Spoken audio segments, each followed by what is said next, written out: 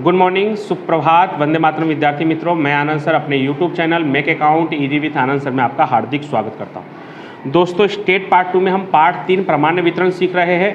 उसमें last video में हमने सेक्शन ई का चौथा, पांचवा और छठा प्रश्न किया था।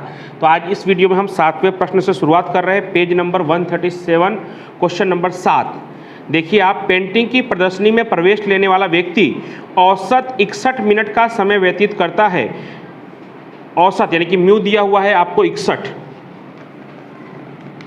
औसत लिखा है, औसत को ही आप माध्य कह सकते हो। वो कितना दिया हुआ है? 61। आगे लिखा है कि यदि यह समय प्रामाण्य रूप से वितरित हो एवं 20% व्यक्ति प्रदर्शनी में 30 मिनट से कम समय, अंडरलाइन करिए 30 मिनट से कम समय, यानी px <30 से कम का मतलब होता है, उसी को इंग्लिश में लेस देन कहते हैं। से कम, बाईं ओर, माइनस वाले की तरफ, वो सब एक ही वर्ड हुआ। तो 30 मिनट से कम समय ले, उसका कितना प्रतिशत व्यक्ति है? ऐसे 20% व्यक्ति। तो जैसे ही परसेंटेज दिया हुआ है आपको समझ जाना है कि उल्टा विधि वाला है। आगे तो वितरण का विचरण ज्ञात कीजिए। विचरण मतलब सिग्मा स्क्वायर, यानी पहले आपको प्रमाप विचरण ज्ञात कर लेना है और प्रमाप विचरण ज्ञात करने के बाद उसका वर्ग कर लेना है विचरण ज्ञात करने के लिए।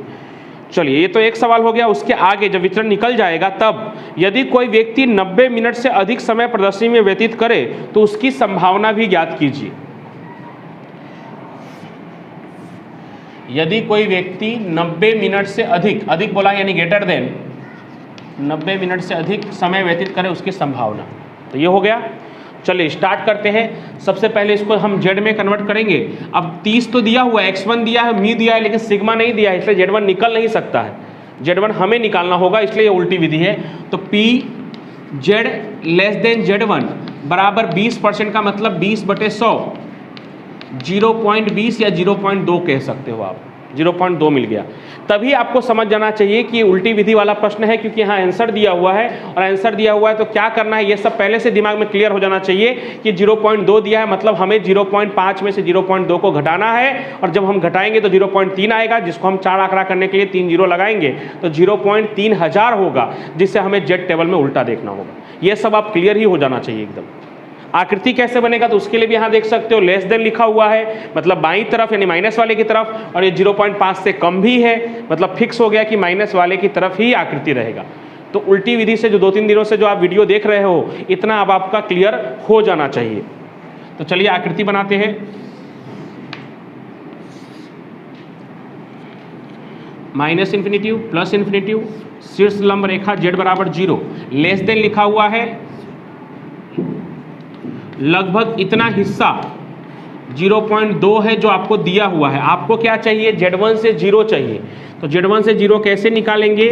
तो मान लीजिए कि ऊपर की लाइन आपको लिखने नहीं आती है, लेकिन नीचे आपको पता है कि 0.5 में से हम 0.2 माइनस करने वाले हैं, पता है ये बात। अब 0.5 का नाम क्या है? तब आसानी से लिख सकते हैं। 0.5 का नाम क्या है? माइनस इन्फिनिटिव से लेकर 0 तक। माइनस 0.2 का नाम क्या है? तो p z less than z1। 0.5 में से 0.2 घटाएंगे तो 0.3 आएगा, जिसको हम 3000 लिखेंगे 4 आंकड़ा करने के लिए। और कहाँ देखेंगे? तो z टेबल में देखेंगे, उल्टा देखना है।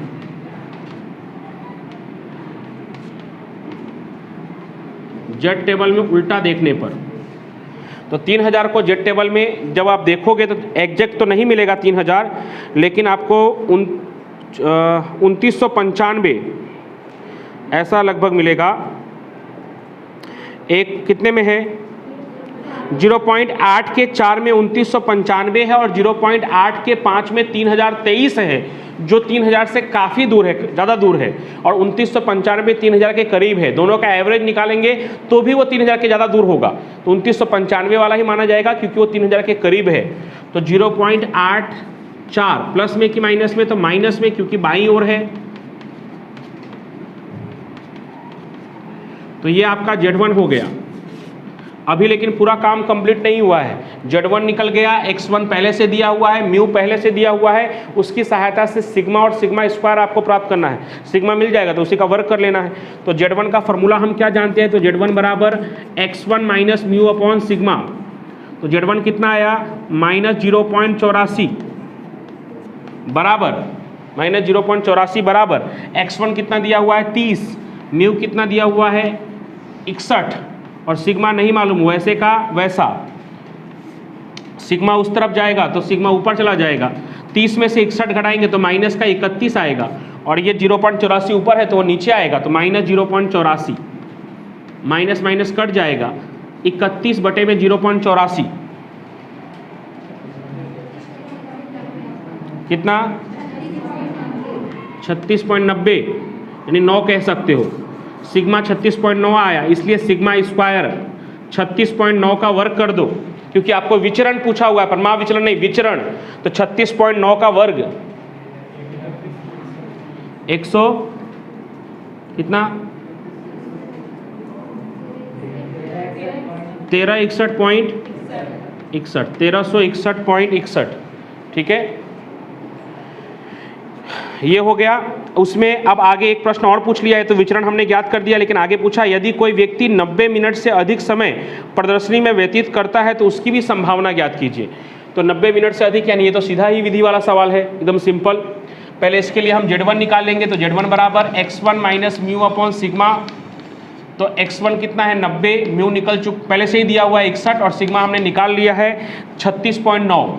जल्दीबाजी में आप ये मत रख दीजिएगा वो सिग्मा स्क्वायर है, सिग्मा 36.9 है। चलिए जोड़ घटाव करिए, सब करने के बाद पूरा 0.79 ना 79 हो गया, प्लस में कि माइनस में, तो प्लस में, यानी वही समीकरण आप क्या हो जाएगा PZ ग्रेटर देन 0.79, ये आपको निकालना है। ग्रेटर देन लिखा है मतलब किस तरफ, दाईं तरफ, कितना तो पूरा,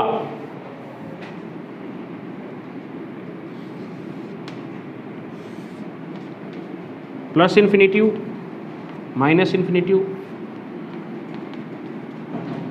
0.79 से किस तरफ, राइट साइड पे। इस बार मैंने जो लाइनिंग किया है वो हिस्सा दिया हुआ नहीं है, वो हिस्सा हमें निकालना है। उल्टी विधि में जिसमें मैं लाइनिंग करता हूँ वो हिस्सा दिया होता है, हमें 0 से Z1 या Z1 से 0 मोस्ट ऑफली निकालना होता है। इसमें जो मैंने लाइनिंग किया है वो हिस्सा हमें निकालना है, क्योंकि यहाँ क्वेश्चन मार्क है। इस बार Z प्राप्तांक पहले से पता है, क्षेत्रफल हमें चाहिए, और उल्टा विधि में हमें पहले से क्षेत्रफल पता होता है, हमें क्या निकालना होता है, Z प्राप्तांक निकालना होता है, इसलिए उसे उल्टा विधि कहते हैं। ये लाइनिंग वाला जो हिस्सा है वो हमें प्राप्त करना है, तो लाइनिंग वाला हिस्सा प्राप्त करने के लाइनिंग वाला हिस्से का नाम क्या है, Z ग्रेटर देन 0.79। उसके लिए ये पूरा हिस्सा और उसमें से एक खाली वाला हिस्सा आपको क्या करना है, माइनस करना है।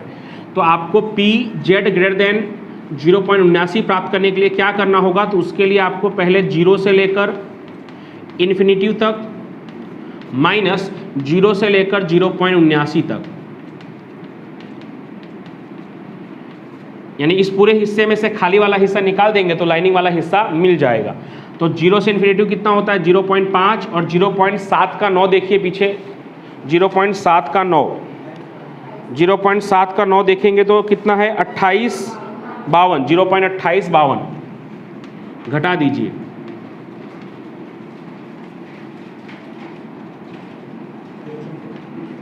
2148, ये इसकी संभावना हो गई। अगर प्रतिशत पूछा होता तो 100 से गुना कर देते, लेकिन संभावना ही निकालने के लिए कहा है, तो ये सवाल हमारा कंप्लीट हो गया। अब आगे वाला सवाल देखते हैं। ये था आपका question number 7। Question number 8, pipe बनाने वाली एक उत्पादक कंपनी में उत्पादित पाइप का व्यास 20 मिलीमीटर से 22 मिलीमीटर का हो तो वह किसी निश्चित समूह के ग्राहक द्वारा स्वीकार होता है। अभी फिलहाल इसका कोई मतलब नहीं है, आगे के जब सवाल आप पढ़ेंगे तब आपको मालूम पड़ेगा कि उसका क्या कारण दिया हुआ है, क्यों दिया हुआ है, क्योंकि आगे पूछेगा कितने प्रतिशत ग्राहकों ने उसका स्वीकार किया, तब उसका काम आएगा 20 से 22। या अस्वीकार भी पूछा होगा तो हमने स्वीकार वाला का निकाल कर अस्वीकार निकालने के लिए 100 में से क्या कर देंगे, माइनस कर देंगे परसेंटेज, अगर निकालना होगा तो वो बाद में देखेंगे हम। आगे देखते हैं, उत्पादित पाइप के व्यास का परिमाप विचलन 4 मिलीमीटर है। यानी क्वेश्चन नंबर 8 में आपको सिग्मा दिया हुआ है, कितना 4, परिमाप विचलन को क्या कहते हैं, सिग्मा। यदि 70% उत्पादित पाइप का व्यास 19.05 मिलीमीटर से क्या हो, अधिक हो, किससे अधिक हो, तो 19.05 से अधिक हो, कितने प्रतिशत का, तो 70% का। तो जैसे ही प्रतिशत दिया है मतलब आपको समझ जाना है कि ये उल्टी विधि वाला है, यानी अभी से हम इसे करने जाएंगे तो ये क्या हो जाएगा, P Z greater than Z1 बराबर 70/100 0.7। तो ये पहला हो गया। अब उसमें करना क्या है, तो अधिक हो तो उत्पादित पाइप के व्यास का माध्य ज्ञात कीजिए, यानी म्यू आपको ज्ञात करना है। उसमें सिग्मा ज्ञात करना था, इसमें सिग्मा दिया हुआ था, म्यू ज्ञात करना है। और फिर आगे और प्रश्न है, एवं यदि कंपनी द्वारा उत्पादित पाइप का किसी निश्चित समूह के ग्राहक द्वारा अस्वीकार हो, उसका प्रतिशत ज्ञात कीजिए। अस्वीकार हो उसका प्रतिशत निकालना है, लेकिन अस्वीकार का दिया तो नहीं है कि कब अस्वीकार होगा, लेकिन स्वीकार का तो दिया ही हुआ है कि 20 मिलीमीटर से 22 मिलीमीटर हो तो स्वीकार होगा। स्वीकार के बारे में क्या कहा है कि जब पाइप का व्यास 20 से 22 के बीच होगा तो उसका स्वीकार होगा। तो हम स्वीकार होने की पहले संभावना निकाल लेंगे, फिर 100 से गुणा करके स्वीकार होने का प्रतिशत निकाल लेंगे, और जब स्वीकार होने का प्रतिशत मिल जाएगा तो 100 में से माइनस करके अस्वीकार होने का प्रतिशत, जैसे फॉर एग्जांपल स्वीकार होने का प्रतिशत 60% है तो अस्वीकार होने का परसेंट कितना होगा, 40%। स्वीकार होने का परसेंट अगर 70% है तो अस्वीकार होने का कितना परसेंट होगा, 30%। और यही क्यों कर रहे हैं, क्योंकि उन्होंने स्वीकार होने का ही शर्त दिया हुआ है। तो स्वीकार होने का जो शर्त दिया है उसकी सहायता से हम स्वीकार होने की संभावना निकालेंगे, फिर प्रतिशत में करने के लिए उसे 100 से गुणा करेंगे तो स्वीकार होने का प्रतिशत हमें मिल जाएगा। और फिर हमें पूछा क्या गया है, अस्वीकार होने का प्रतिशत, तो 100 में से स्वीकार होने का प्रतिशत घटा देंगे तो हमें अस्वीकार होने का प्रतिशत मिल जाएगा। तो ये पूरा सवाल है, अब इसको देखते हैं। तो सबसे पहले ये 0.7 दिया है, तभी आपको समझ आना है कि उल्टा तो देखना ही है, और साथ ही साथ 0.7 में से 0.5 इस बार माइनस करना है, क्योंकि हमारा आंसर 0.7 जो है वो 0.5 से बड़ा है। दूसरी बात कि राइट साइड होने के बावजूद भी, ग्रेटर देन लिखा होने के बावजूद भी उसकी आकृति लेफ्ट साइड पे बनेगी। क्यों? क्योंकि वो जो आंसर है वो 0.5 से क्या है, अधिक है। देखते हैं आकृति पहले।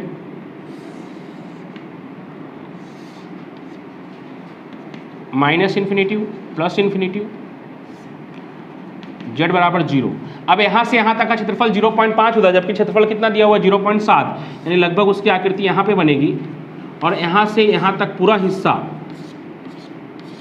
दिया हुआ है 0.7। उल्टी विधि में पूरा आंसर दिया होता है। और हमें क्या चाहिए, हमें Z1 से 0 चाहिए। अब Z1 से 0 के लिए मान लीजिए हमें लिखने नहीं आ रहा, लेकिन हमें दूसरी लाइन पता है कि 0.7 माइनस 0.5 बराबर 0.2000, ये हमें पता है। तो 0.7 किसका नाम है, तो 0.7 नाम है P Z greater than Z1 का, और 0.5 किसका नाम है, तो 0 से लेकर प्लस इन्फिनिटी तक का।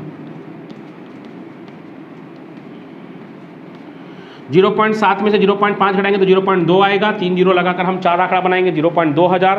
कहाँ देखेंगे, तो जेड टेबल में उल्टा देखने पर।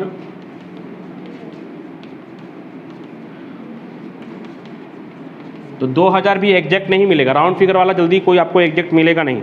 तो 2000 आपको 0.5 के 2 में और 3 में दोनों का एवरेज लेना पड़ेगा, क्योंकि दोनों में से कोई भी नज़दीक नहीं है।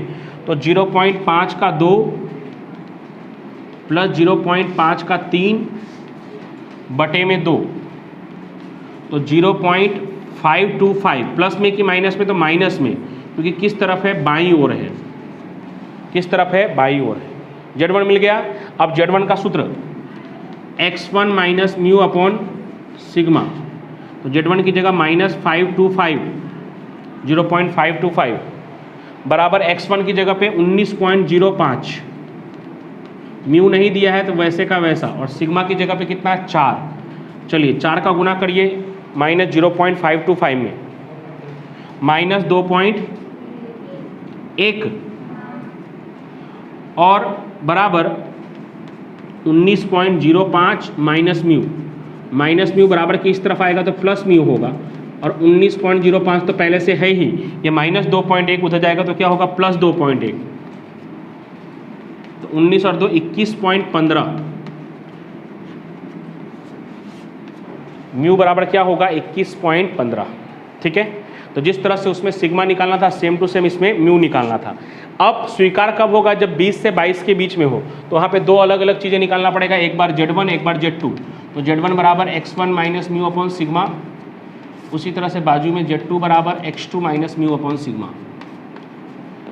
तो x1 कितना 20, म्यू कितना निकाला हमने 21.15, और सिग्मा कितना दिया हुआ है 4।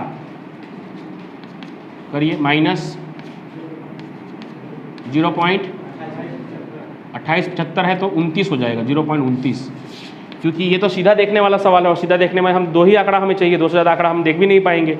कैसे देखेंगे? तो 0.2 का 9 देख लेंगे और यहाँ पे 22 माइनस 21.15 बटे में 4, तो Z2 बराबर 21। तो वही समीकरण अब क्या हो जाएगा? माइनस 0.29 से 0.21 तक। आपको शुरुआत में बेसिक नियम लिखवाया था कि जेड के 2 मूल्यों में से एक माइनस में हो और एक प्लस में हो, तो क्या करेंगे? जोड़ेंगे।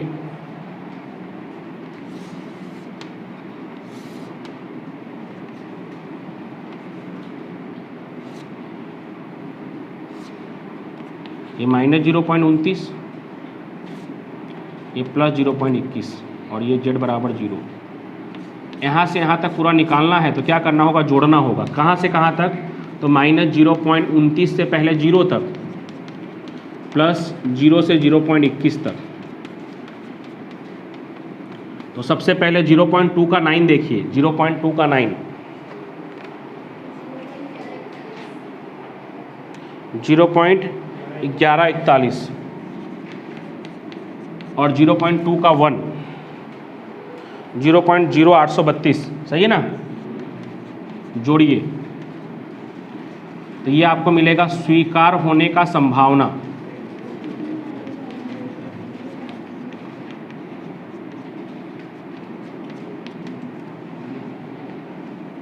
प्रतिशत में निकालने के लिए 100 से गुना, जोड़िए दोनों को, कितना हो रहा है? 0.1973 और इसी को 100 से गुना करेंगे तो हो जाएगा 19.73%। कितना हो जाएगा? 19.73%। कुछ भी नहीं किया है, 100 से खाली गुना कर दिया। लेकिन आपको क्या पूछा था? स्वीकार होने का प्रतिशत नहीं पूछा है, क्या पूछा है? अस्वीकार होने का। तो नीचे लिखेंगे इसलिए अस्वीकार होने का प्रतिशत, ग्राहकों द्वारा अस्वीकार होने का प्रतिशत बराबर 100 माइनस 19.73, कितना होगा? 80.27%। तो ये हो गया आपका क्वेश्चन नंबर 7 और 8। चलिए सेक्शन ई में 9वां सवाल, 7वां 8वां हो गया। 9वां सवाल, एक परमाण्य चल x का माध्य 400 और विचरण 900 है। विचरण दिया हुआ है तो माध्य 400 यानी कि म्यू बराबर आपको दिया हुआ है 400 और विचरण यानी सिग्मा स्क्वायर दिया हुआ है आपको 900। अब सिग्मा स्क्वायर 900 दिया है इसलिए हम कह सकते हैं कि सिग्मा यानी परमाणु विचरण कितना होगा? 30। आगे तो इस वितरण के लिए चौथा दशांशक और 90वां शतांशक आपको ज्ञात करके उसका अर्थघटन करना है। तो चौथा क्या निकालना है आपको? दशांशक। आपने 11वीं कक्षा में सीखा हुआ है चतुर्थक, दशांश और शतांश। चतुर्थक को हम क्यू से दर्शाते हैं, दशांश को डी से दर्शाते हैं और शतांश को पी से दर्शाते हैं, क्योंकि चतुर्थक को इंग्लिश में क्वार्टल यानी कि क्यूजे से दर्शाया करते थे, दशांश को हम डेसिमल यानी डी से दर्शाते थे, डीजे से, और शतांशक को हम परसेंटाइल यानी पीजे से हम दर्शाते थे। तो चौथा दशांशक यानी कि D4 आपको ज्ञात करना है और 90वां शतांशक यानी कि P90 आपको ज्ञात करना है। ठीक है, तो जो D4 ज्ञात करना है उसको लिखना कैसे होगा आपको? तो Px लेस देन D4, ये आपको ज्ञात करना है। ये तो एक तरह से D4 तो हमें मिल जाएगा, D4 हमें ज्ञात करना है। ठीक है, ये तो हमें मिल जाएगा। कैसे मिल जाएगा तो मैं नीचे लिखूंगा। और दूसरा 90वां शतांशक यानी Px लेस देन P90, ये आपको भी ये भी ज्ञात करना है। P90 आंसर तो मिल जाएगा, P90 आपको ज्ञात करना है। अब मेन प्रश्न ये उठता है कि सर आपने लेस देन कैसे लिखा? तो दशांश, चतुर्थक, शतांश इन सब में लेस देन ही आएगा। कारण ये है कि चतुर्थक नाम होता है चतुर्थक, लेकिन होता कहाँ तक है? 3 तक, 4 से कम यानी 3 तक ही होता है, Q1, Q2 और Q3। उसी तरह से दशांशक नाम होता है दशांशक यानी 10, लेकिन होता कहाँ से है? D1 से लेकर D9 तक होता है, 10 तक नहीं होता, 10 से कम ही होता है। उसी तरह से शतांशक 100 तक होना चाहिए, लेकिन 100 तक नहीं होता, 99 तक ही होता है। इसलिए सब में लेस देन ही रहेगा। और मैंने आपको पहले भी बताया था कि जेड टेबल में उल्टा देखना पड़ेगा। उल्टा देखने का पहचान क्या बताया था? जब आपको क्षेत्रफल दिया हो, प्रतिशत दिया हो, चतुर्थक दिया हो, दशांशक दिया हो या शतांशक दिया हो, आपको जेड टेबल में उल्टा देखना होगा। यानी यही आपका हो जाएगा अब जेड लेस देन Z1 बराबर 4/10। कितने लोग उसको परसेंट में कन्वर्ट करके 40% समझकर करते हैं, लेकिन आप ऐसे करिए, आसान रहेगा। 4/10 कहाँ से आया? तो चौथा दशांशक बोला था, तो 4 वहाँ से मिला हमें, और दशांशक के लिए हम किससे भाग लगाते हैं? 10 से। चतुर्थक के लिए किससे भाग लगाते थे? 11वीं में से ही आपको सिखाया गया है। चतुर्थक के लिए 4 से भाग लगाया जाता है, दशांशक के लिए 10 से, और शतांशक के लिए 100 से भाग लगाया जाता है। तो 4/10 करेंगे तो क्या होगा? 0.4, यानी आंसर दिया हुआ है। तो अभी से आपको उल्टी विधि का पूरा सब कुछ पता हो चल चुका होगा। नॉर्मली आप अभी से आप समझ गए होंगे कि 0.4 आंसर दिया हुआ है, तो आपको क्या करना होगा? 0.5 में से 0.4 घटाना पड़ेगा, 0.1 आएगा, जिसको हम 1000 कहेंगे, और जेड टेबल में उल्टा देखेंगे, बस हमें Z1 मिल जाएगा। बाएं तरफ आएगा कि दाएं तरफ आएगा? तो लेस देन लिखा हुआ है और 0.5 से कम है तो बाएं तरफ आएगा, माइनस वाले की तरफ। चलिए उसकी आकृति बनाते हैं। प्लस इन्फिनिटिव माइनस इन्फिनिटिव, शीर्ष लंब रेखा Z बराबर 0। अब Z1 दिया हुआ है और लेस देन करके कितना क्षेत्रफल दिया है? 0.4 क्षेत्रफल दिया हुआ है। तो Z1 लगभग कहाँ पे आएगा? यहाँ पे आएगा। लेस देन मतलब ये पूरा हिस्सा आपको दिया हुआ है कितना? 0.4। आपको क्या चाहिए? Z1 से 0 चाहिए। तो Z1 से 0 के लिए क्या करना होगा आपको? तो मान लीजिए कि ऊपर की लाइन आपको लिखने नहीं आएगी, लेकिन नीचे आपको पता है कि 0.5 माइनस 0.1 करना पड़ेगा। सॉरी, 0.5 माइनस 0.4 करना पड़ेगा। 0.4 है ना, 0.5 माइनस 0.4 करना पड़ेगा। तो 0.5 किसका नाम है? तो माइनस इन्फिनिटी से 0, और 0.4 किसका नाम है? जो हमारा सवाल है, PZ लेस देन Z1। 0.5 में से 0.4 घटाएंगे तो क्या आएगा? 0.1, जिसे 4 आंकड़ों का करने के लिए हम 3 0 लगा लेंगे, तो 0.1000 हो जाएगा, जिसे हमें जेड टेबल में उल्टा देखना होगा। जेड टेबल में उल्टा देखने पर 1000 आपको ढूंढना है कि कहाँ पे आ रहा है। माइनस में आएगा, ये कंफर्म है, क्योंकि Z1 जो है वो बाईं तरफ है, इसलिए माइनस में आएगा। 1000 आपको एग्जैक्ट तो नहीं मिलेगा, लेकिन एक है 987, किस में देखने पर? 0.5 में देखने पर 0,987 है, और 0.2 के 5 में देखने पर 987 है, और 0.2 के 6 में देखने पर 1026 है। तो दोनों का एवरेज हमें निकालना पड़ेगा, क्योंकि दोनों ही दूर है। ठीक है, तो 0.2 का 5 और 0.2 का 6,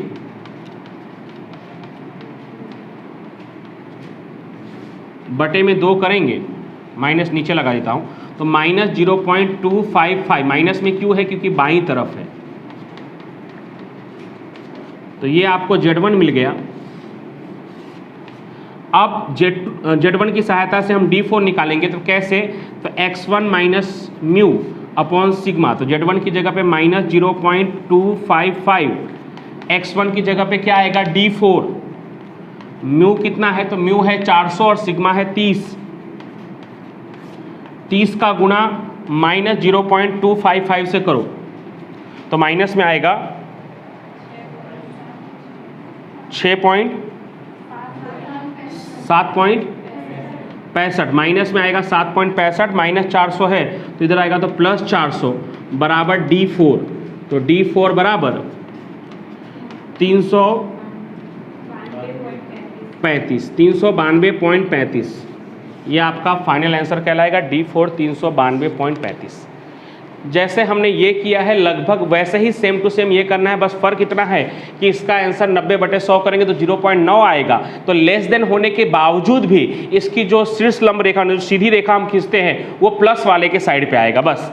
और ये भी हमें मालूम है कि इस बार 0.90 0.5 से बड़ा होता है, तो 0.9 में से हम 0.5 को घटाएंगे। तो चलिए शुरू करते हैं। तो पहले इसको Z लेस देन Z1 बराबर 90/100 0.9। अब आकृति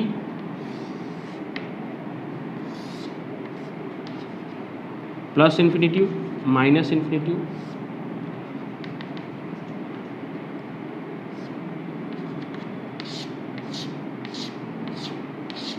ये पूरा क्षेत्रफल आपको दिया हुआ है। कितना दिया हुआ है? 0.9 दिया हुआ है। ये पूरा आपको 0 से Z1 चाहिए। आपको सिर्फ क्या चाहिए 0 से Z1, जिसके लिए आपको 0.9 ये बड़ा है, इसमें से 0.5 को माइनस करना पड़ेगा। अब 0.9 किसका नाम है, तो इधर लिखा ही हुआ है PZ लेस देन Z1। 0.5 किसका नाम है, तो माइनस इन्फिनिटी से 0। 0.9 में से 0.5 घटाएंगे तो 0.4 आएगा। 4 आंकड़ा करने के लिए 3 जीरो लगाएंगे तो 0.4000 होगा, जिससे हमें जेड टेबल में उल्टा देखना है।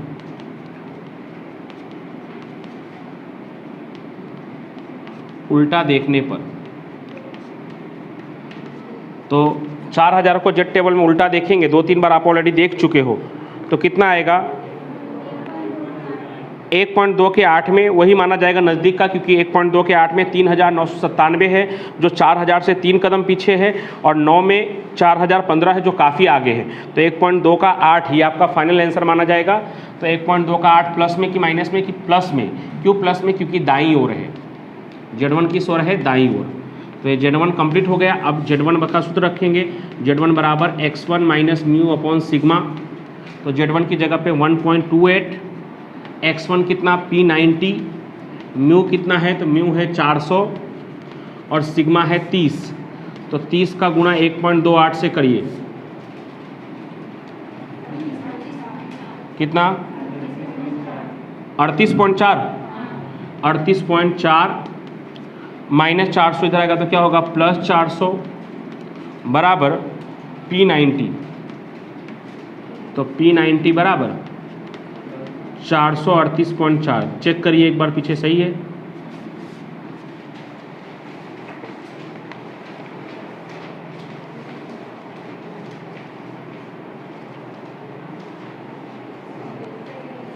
चलिए ओके, सही है। तो अब इसके जैसा ही एक उदाहरण है, वो उदाहरण आप होमवर्क के रूप में कर सकते हैं। हमारा 7वां 8वां 9वां प्रश्न हो गया है। एक में हमने माध्य निकाला, एक में हमने सिग्मा निकाला है, बराबर, और इसमें हमने चतुर्थक और दशांश और शतांश निकालना सीखा है।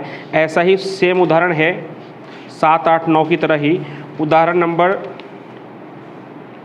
14, 15 और 16। 15, 16 जो है वो 7वें 8वें की तरह है, और उदाहरण नंबर 14 जो है, ये जो अभी हमने 9वां प्रश्न किया है उसकी तरह है। तो उदाहरण नंबर 14 में जिसमें आपको निकालना है तृतीय दशांशक यानी D3 और 60वां शतांशक यानी P60। तो जैसे मैंने करवाया है वैसे करेंगे तो थोड़ा आपको आसान लगेगा। तो उदाहरण नंबर 14 जो क्वेश्चन नंबर 9 की तरह है। फिर उदाहरण नंबर 15 जो जिसमें विचरण प्राप्त करना है, जो कुछ क्वेश्चन नंबर 8 की तरह है। और उदाहरण नंबर 16 जिसमें आपको माध्य प्राप्त करना है, औसत लाभ यानी कि माध्य प्राप्त करना है, वो क्वेश्चन नंबर 7 की तरह है। तो 7वें 8वें 9वें की तरह ही उदाहरण नंबर 14, 15, 16 है, वो आप होमवर्क के रूप में करेंगे तो आपकी अच्छी प्रैक्टिस हो जाएगी। तो इस तरह से हमारा सेक्शन ई भी पूरा अच्छी तरह से कंप्लीट हो गया है, क्योंकि क्वेश्चन नंबर 10 हम ऑलरेडी पहले से मैंने आपको करवा दिया है जब सेक्शन डी का हम 7वां 8वां 9वां कर रहे थे उस समय ही। तो अब हमारा सेक्शन एफ सिर्फ बाकी रहा, उसमें भी हमारा प्रश्न नंबर 7 हो चुका है। तो 1 से 8 में 7वां प्रश्न हो चुका है, मतलब सिर्फ 7 प्रश्न बाकी है जो अगले 2-3 वीडियो में हम पूरा करेंगे। तब तक के लिए थैंक यू सो मच।